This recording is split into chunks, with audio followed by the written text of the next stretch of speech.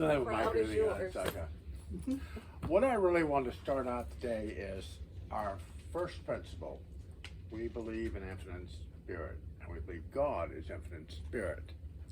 Now, if I ask people, where do you think the divinity lives? Where does it live? Where is it propelled within your being? Do you believe it's somewhere else? Because I would get all kinds of different answers of where God resides, where God is. And does that divinity, if we say that the power is within us, the divinity resides within all of us.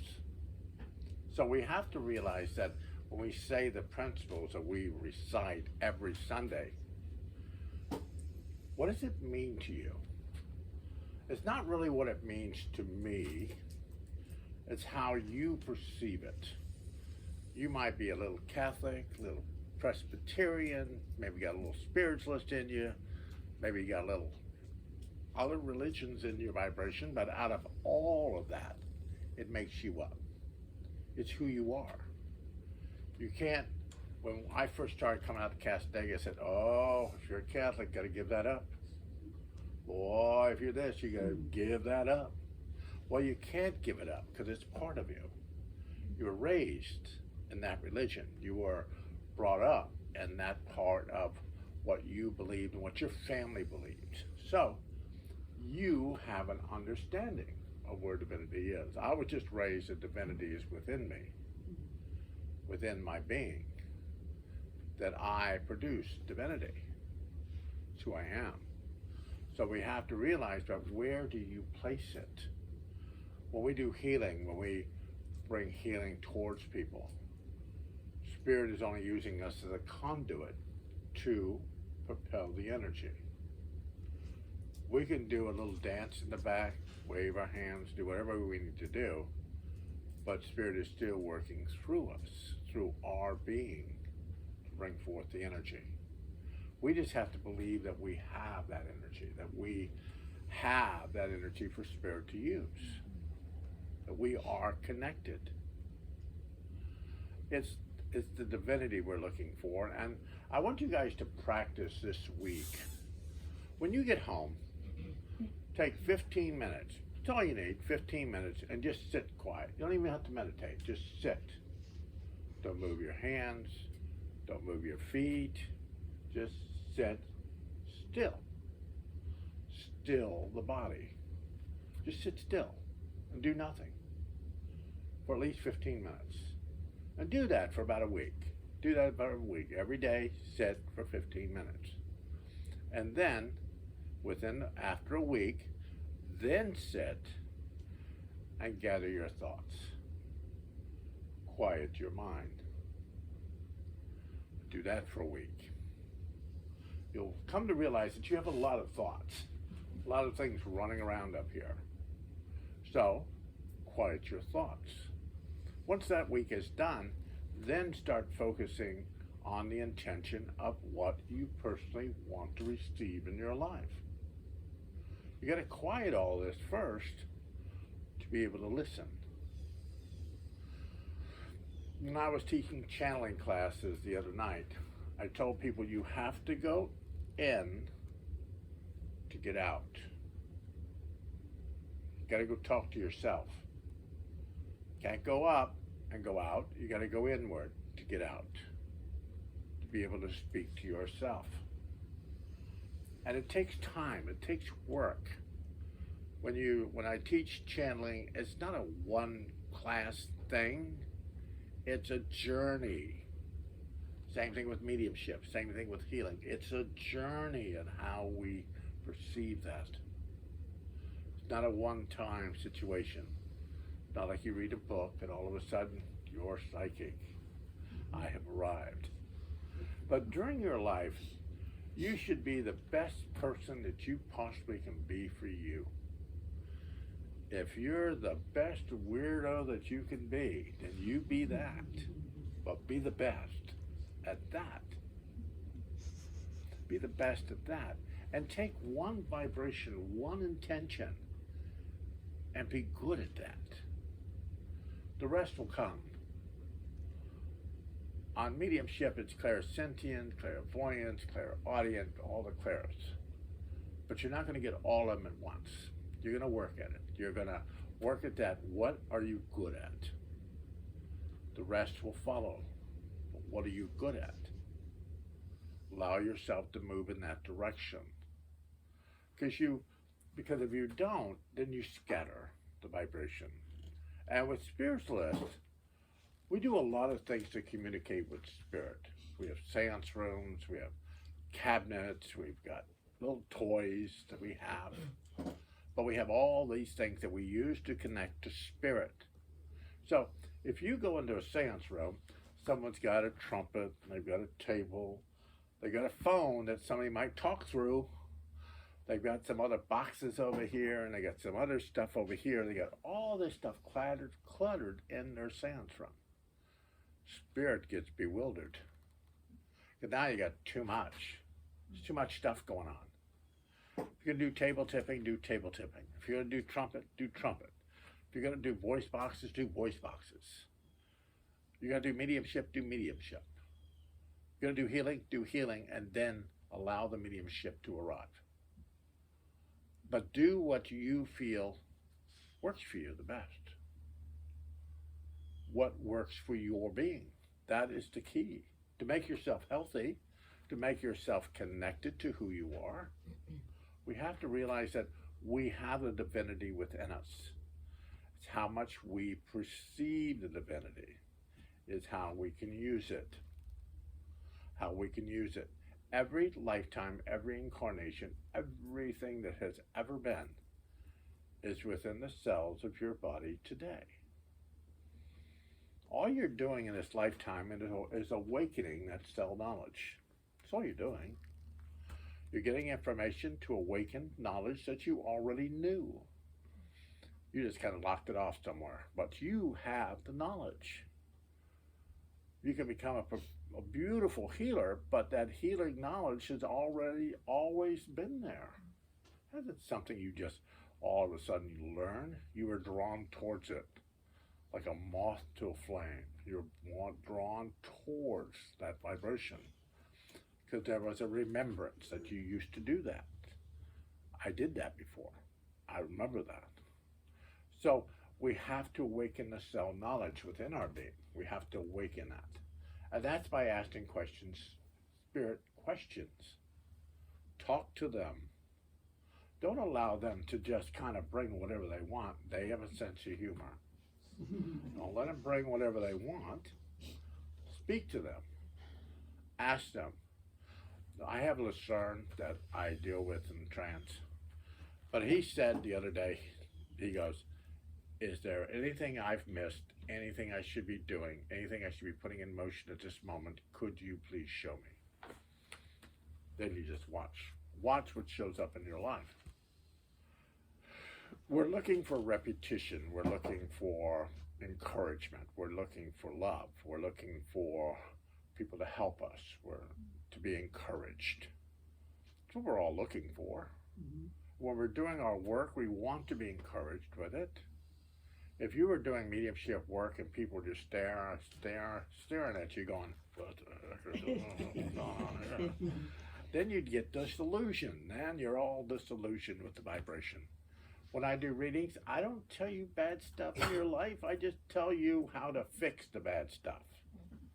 Because if I tell you all the bad stuff that's going on in your life, that's all you'll focus on. Oh, you're sick, you're so ill. That's all you'll focus on. You won't focus on how to fix the illness. You'll only focus on how ill you are. And if you're already ill, you already know you're ill. No sense in me telling you you're ill. I just need to try to help you to refocus the energy within your being. That's all. That's all really what we're doing on this earth plane is we're walking a path. The designations have been chosen for us. So if you think free will and choice with your designations, not so much. Your free will and choice is the journey. It's the car you pick up, how fast you drive, where you stop along the way to get to the destination. That is your free will. You go to the car lot and get a Yugo, and it doesn't even start, and you're trying to get down the path, probably pick the wrong car. So pick something that works for you. Don't spend half your life worrying about what has happened. When we do readings as mediums, people harbor stuff. They harbor the stuff that happened in their lives. They bring it out. They got to bring it out. It's like a stress ball. They're just running around their hand, just squeezing it like, looky, looky. Look how bad my life is. Looky. They want everybody to see it, how bad it was. Oh, they had a terrible time.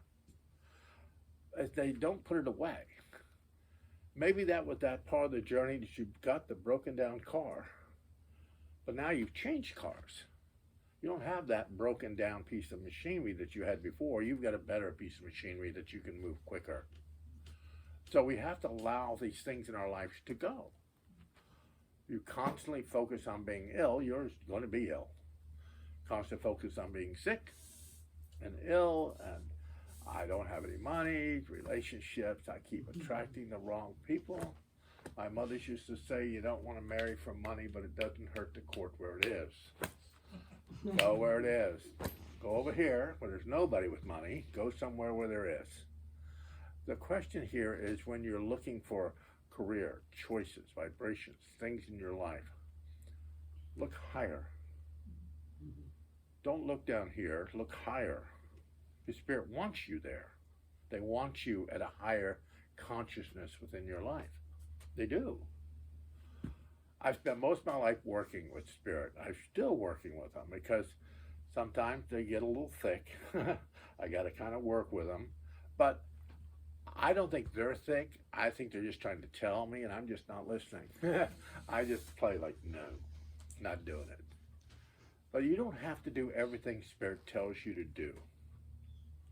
You can move it. You can rearrange it. You can take another route to the destination. But don't stop on the path. Keep moving down the route that they're trying to point you towards. What are they trying to point you towards? When I was a kid, young, I was doing mediumship. My father would take me to churches, and I sing pretty good. I sing really decent, pretty good. Mm-hmm. So I used to sing with a lot of crusades and a lot of stuff. And we used to get on platform and sing and do all this stuff when I was a kid. It's more Christian music, Christian. So that kind of beat into me when I was a kid. But I still had the spiritualist with my mother, who actually brought me in and showed me what spiritualism was. So that was part of it. Then my other grandmother wanted me to be in the Catholic Church. Doused me with holy water because she was going to get it out of me. Christianity and all that stuff going to pour it out of me, going to get it to me. So then my Native American grandmother, boy, she decided that I need to know the Indian ways. So now I have all these people around me telling me all these directions to get to Divinity. I was heading for Divinity, but I was trying to figure out where I was going. I had the music on, the windows open, the car started, holding on to the steering wheel, and didn't know where to go. Because all this stuff, I was still heading there, I just didn't, all this stuff was around me.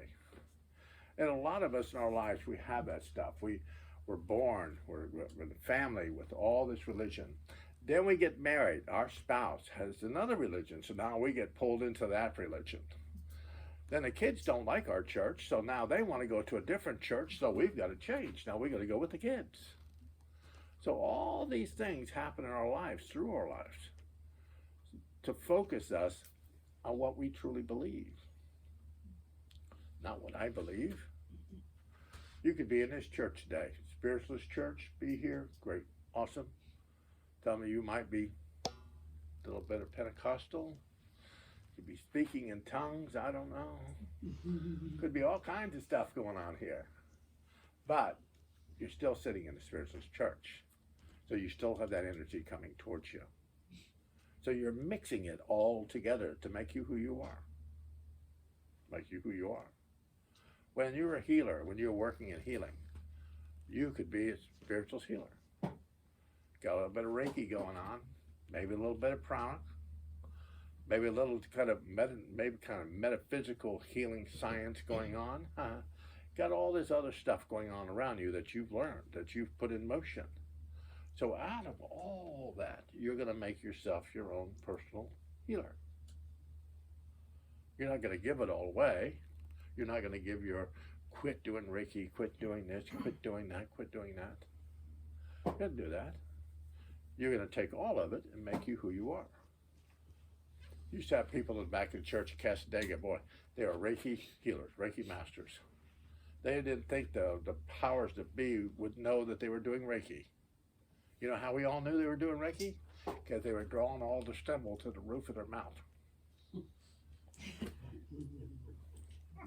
We knew they were doing Reiki. We knew it. But the question is, they were doing healing, allowing themselves to be the vessel to bring forth the divine energy to give to you. No matter what it is. No matter what the healing is what they brought to you. And what you personally in your being decided to accept. Spirit can't force you to accept what they want for you. They want the best. They want more than you could ever imagine for you.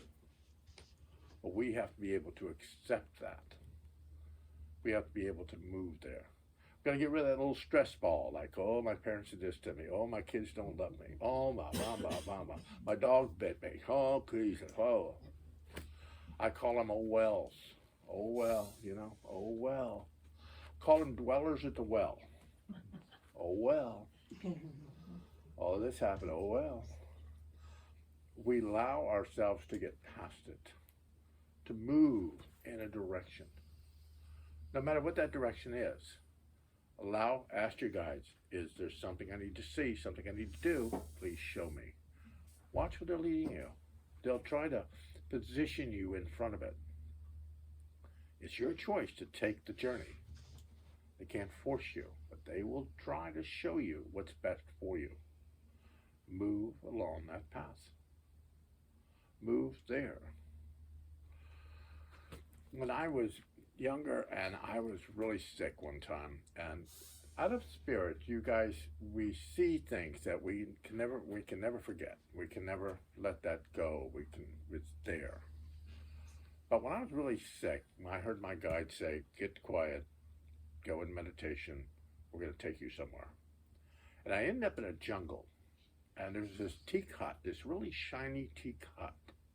All these symbols all over the hut. I still remember all the symbols that were on this hut. And I went into the hut and sat, and these three men were making this stuff. And after they finished, my guide told me, drink it, just drink it. And I drank it. Do what I say. I drank it. But after about a week, after I had come back and out of the meditation, about a week later, whatever was going on with me was perfectly healed. It went into remission. Now, I'm pretty sure it was that mixture that they made in that teak hut. Can't say for sure, but I think it was. But that stood out so strongly to me because I did not forget it. It's always been there. I can picture the journey, picture everything. And when we have those moments in our spirituality, that is just like, oh my. And we all have those. We have those moments that we get out of our way, and Spirit's allowed to talk to us, to convey messages to us. We remember those. We remember those moments that Spirit arrives. We have to realize that those moments are moments to get our attention. I've had a lot of moments in my life. I've had near-death experiences. I've had 5 of them. I'm going to the spirit world, but I don't ever get to the spirit world. Get close. I can see it. I can't just enter it. If you enter the spirit world, you don't come back. You're supposed to stay there. I never entered the spirit world. I just stood on the outside of it. But I know what the spirit world is. I know pretty much what it looks like. But the question here is getting other people to allow themselves to let go. Don't be so rigid in your vibration. Sure, we learned all this stuff, but try to find your own peace within your being. Not because somebody says, walk this way, do it this way, this is the way it's good to do it. No, do it what fits you. Because you have to realize that everything has a purpose. I read tarot extremely well. Can't do it in Casadega, but I'm an extremely good tarot card reader. I do runes. I do all kinds of stuff. Smoke readings, wax readings, rope readings, whatever you want. I can probably show you how to do that because I learned it as a child. I learned it. I learned how to do it. Now, do I use all these little things that I was taught? No. But they're still back there. They're still in that memory that I have. And out of your lifetimes, out of your encouragements in your life, there have been things from past lives, incarnations, and places where you've been reside within the memory of your vibration today. All you have to do is awaken it. That's all you have to do. Tell them, you want to be healthy. I want perfect health. Or the reason why not. Tell them what you're looking for. And then allow them to produce what they feel is best for you in front of you. It could be a doctor. It could be something else appearing in front of you. It could be a healer. It could be somebody appearing in front of you. And some of us just go, oh, that's just me. Oh, this can't be true. It can't be happening. Watch. When somebody says something and it just keeps us showing up, at least look at it. Don't act too wild with it, but at least look at it. I have people that are looking for someone in their life, want somebody. Most women don't need anybody. You just want to put up with us. That's all. You don't really want it. We better behave. So the question here is, you're looking for someone.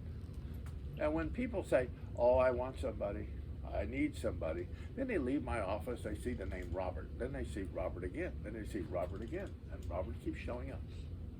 And then somebody enters their life and says, oh, by the way, dear, I'd love to go out to dinner with you. By the name, my name's Robert. You go, and they go, is he the one?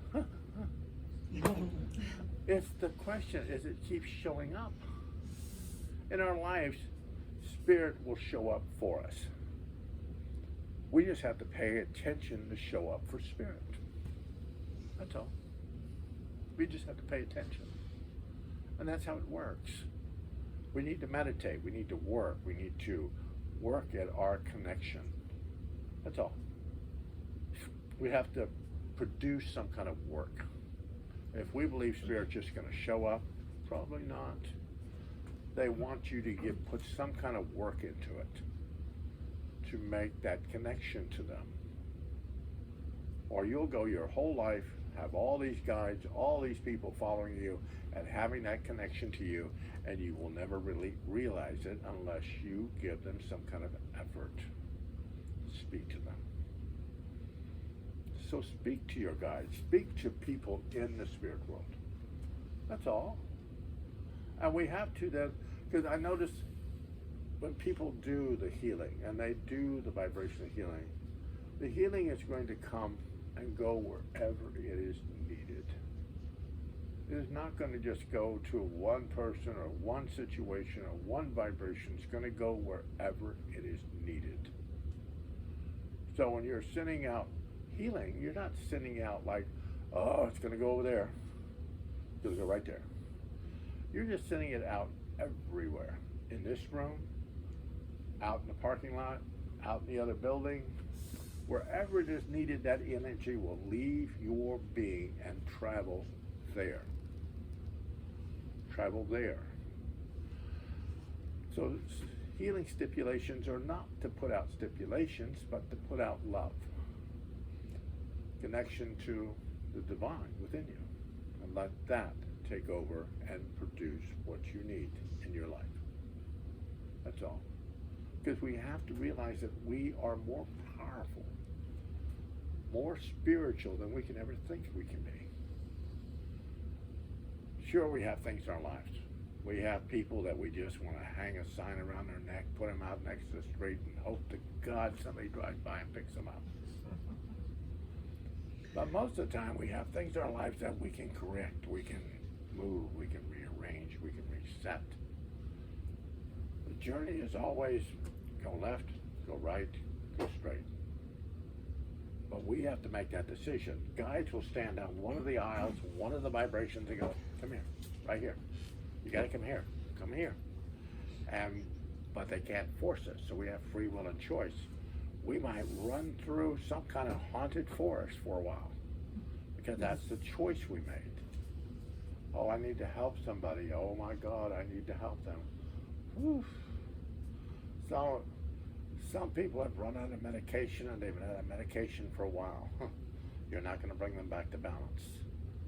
Sometimes we make our run with people and we allow ourselves to put ourselves in a situation to help them and get them to a space in their life that we think they should be. But maybe we weren't supposed to take them there in the first place. So now we feel guilty. Oh my God, we should go help them. We feel that guilt. But remember, sometimes people in our lives are so long for us to help them that somebody else has to come, another teacher, another instructor, another helper, to get them the rest of the way. Sometimes we have to let ourselves off the hook. Did all we could. We did all our good. We are good. Because people come to me in readings, they go, oh, I didn't take care of my mother at the end of her life. She must hate me. She must dislike me. Oh, I should have done more. Well, you did exactly what you were supposed to.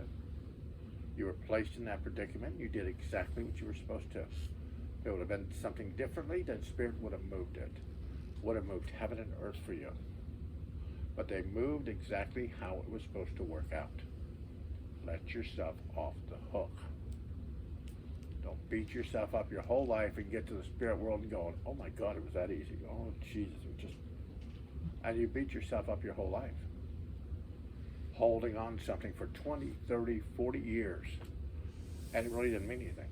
It didn't mean anything. You just held on to it and disrupted your vibration. Let it go.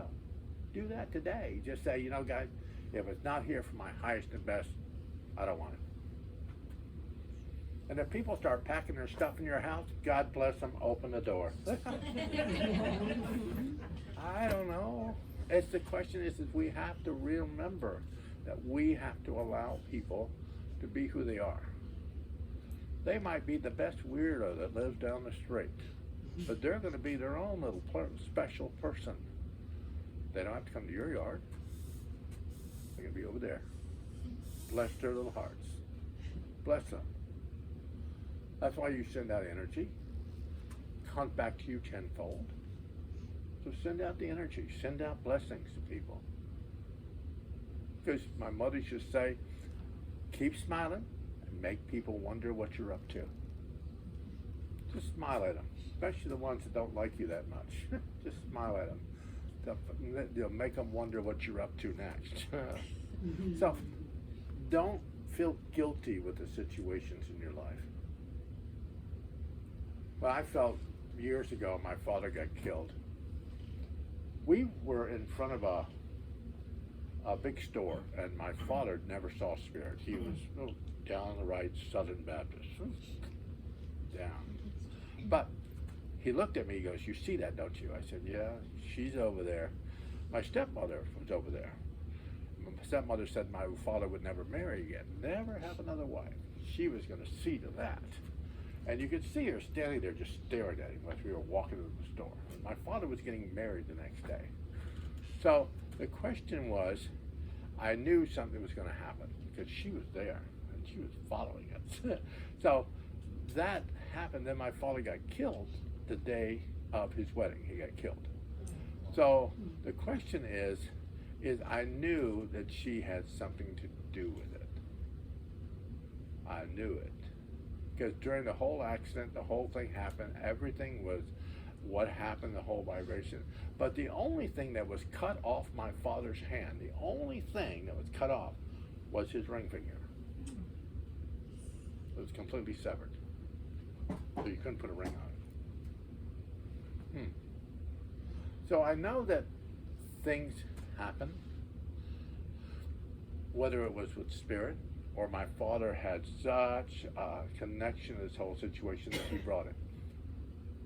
But there's nothing I could have done to change it, which I did. I tried to change the whole thing because I knew he was going to die at 3:30. I knew it. But I tried to get him a different car. But he wouldn't take my car. He took his car, and I knew he was going to get killed in his car. But life story. So I could blame myself. I could have probably done more. If I drove in there, maybe I should have. But there's nothing more I could have done with the situation. And a lot of things in your life, there's nothing you can do with the situation. You did as much as you can. Let it be. Move on. Stop, move, and move. Stop, drop, and roll. If you're on fire, stop, drop, and roll. Run. Go somewhere else. As spiritualists, we believe in eternal life. Believe that the door to reformation is never closed. No matter what you've done in your life, you could be a crazy serial killer in here today, and we just don't know who you are. I don't know. We don't know what's happened in your personal life. We don't know.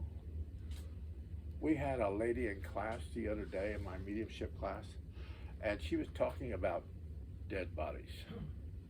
I said, phew. So this guy in the audience, he looks at her and goes, "You probably got some dead bodies in your backyard, don't you?" And she got really mad, like he knew something. Like, ooh. And she got up, walked out of the class. She didn't want to listen to him talk about the dead bodies in her backyard. I said, ooh. Thank God she left. But the question is people get very excited with what people say. They take it to heart, to dwell on it. Wish them well. God bless their little hearts. Let them be where they need to be. You know your journey, your vibration, your journey. Remember that, your journey. What is your journey? If it's not working, and your journey is just about ready to, you're like Thelma and Louise heading for the cliff. Time to stop the car, get out and go, whew, that's not good. And move on in a different direction. Don't go off the cliff, you're gonna get hurt. And then you'll spend years trying to get better before you start moving again. Get away from the situation. Move away from it. You want perfect health? Ask your guide for perfect health, the reason why not. But once you ask for why not, then watch and see what appears in your life. What appears in your life that would help your health? Move your health to a higher sense of consciousness. What? Don't just ask for perfect health and just close your mind, close your eyes off and not see it. Somebody keeps saying you need to do this, and it keeps appearing, then you should probably look at that. Relationships aren't all, everybody's not going to meet their soulmate. No, not everybody's going to meet them. Meet a soul partner, somebody to walk with you. Most of us are looking for somebody to get in the car, put their seatbelt down, keep their hands off the dash, and keep their mouth shut. That's what we're looking for. Well, if they're quiet, they don't disrupt too much, they behave themselves, we're okay with them. They get too crazy, then we want to get out of the car. We want to leave the car. We're not going to stay there anymore. We get excited. And sometimes people are not in our lives for our whole lifetime. So if you've had a divorce, separation, situation in your life, sometimes people aren't supposed to follow us for our whole life. They're just not supposed to. A death, a divorce, separation. Sometimes people are not supposed to follow us for the rest of our lives because we need to move on. We all are missionaries. We might not all be dressed in white, walking down the street, but we're all missionaries. And we're all heading somewhere to help somebody. Whether it's through your mental, sending out energy out into the universe, physical, helping somebody physically, and sending energy that way. There's something you're doing because you're still here. You're still on the earth plane. So you still have a purpose. If you didn't have a purpose here, they'd call you home. But you're still here. So that means if you're still here, you've still got a purpose. And it might be just to send energy out. Just for you being part of the universal energy. The universe. You are sending energy out into the universe, as above, so below. So you're affecting the spirit world by just being here. So know that you're affecting it. But it should be pleasant for you. It should be. Always remember that. Pleasant, pleasant, pleasant. Encouragement. We all could win $1 million today. Go on vacation tomorrow. You could. But we have to be able to accept it if somebody dropped it in our lap. Years ago, when my wife, we moved into we were living in like a drug area. So this car pulled up in front of our house. And I told my wife, that car's crazy. I should look in the windows. It happened to be a bait car for the drug enforcement thing. And it was full of money. We were waiting for somebody to look in the window so they could arrest them. I never went out and looked in the window, and I said, well, thank God Spirit told me not to look into the window.